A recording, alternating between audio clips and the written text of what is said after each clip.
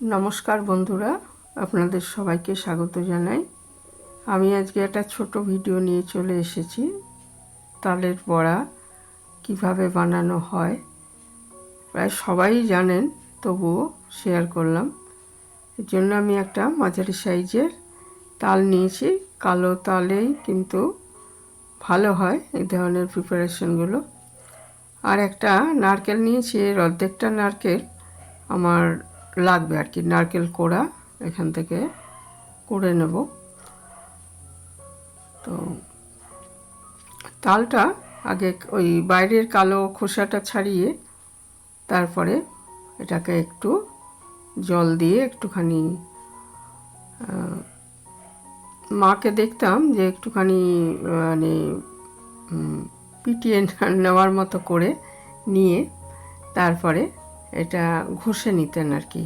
তো এরকম ধরনের থালা যদি হয় তাহলে এটা ঘষে নিতে সুবিধা হয়, খুব সহজেই ঘষা হয়ে যায়। দেখুন, এভাবে পাল্পটা বার করে নিতে হবে, আঁশগুলো বাদ দিয়ে দিতে হবে।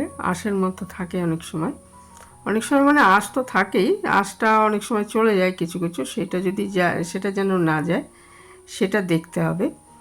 আর গুড় দিয়ে বা চিনি দিয়ে দুভাবেই করা যায়। তো গুড় দিয়ে একটা আলাদা টেস্ট হয়।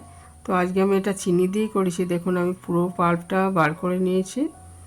তারপরে এই নারকেলটারও অর্ধেক নারকেল ভেঙে অর্ধেক নারকেলটা কুড়িয়ে নিয়েছি। আর নারকেল কোড়াটা অবশ্যই দিতে হবে, তাহলে একটা আলাদা স্বাদ আসে। এখানে আমি প্রায় 1 কাপ, বড় কাপের 1 কাপ চালের গুঁড়ো নিয়ে নিলাম। চালের গুঁড়োর বদলে অনেকে সুজি দিয়ে করেন, সুজি দিয়েও আমি করি কখনো কখনো, তবে চালের গুঁড়োটাই বেশি দেওয়া হয়। আতপ চালের গুঁড়ো নেবেন। আর নিলাম ওই কাপটারই মানে 4 ভাগের 3 ভাগ আর কি ইয়ে। আর নিয়ে নিচ্ছি এখানে হাফ কাপ মতো নারকেল কোড়া। চিনি নিয়েছি 3-এর 4 ভাগ, হ্যাঁ। আর এখানে হাফ কাপ মতো আমি আটাও নিচ্ছি। আটার বদলে ময়দা নিতে পারেন, তাহলে বাইন্ডিংটা ভালো হবে। আর আমি আজকে চিনি ব্যবহার করেছি, এটা কিন্তু গুড় দিয়েও খুব ভালো হয়। গুড় দিয়ে আমি বেশিরভাগ সময় করি, আজকে চিনি দিয়ে করলাম। এটা খুব ভালো মতো মেখে নিয়ে, বেশি জল দেবেন না, বেশি নরম হয়ে গেলে ভাজতে অসুবিধা হয়।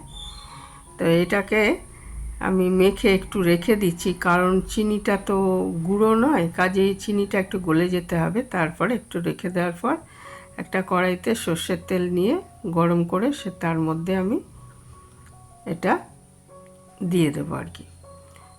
তো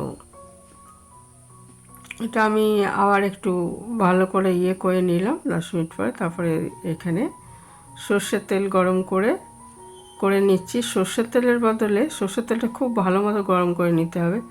সর্ষের তেলের বদলে সাদা তেলেও ভাজতে পারেন, তবে আমি সর্ষের তেলেই ভাজি।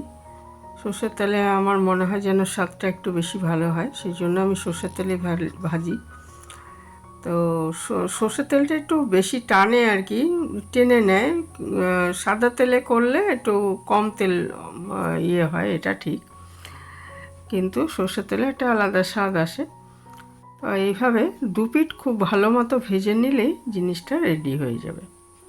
খুবই সিম্পল রেসিপি, কিন্তু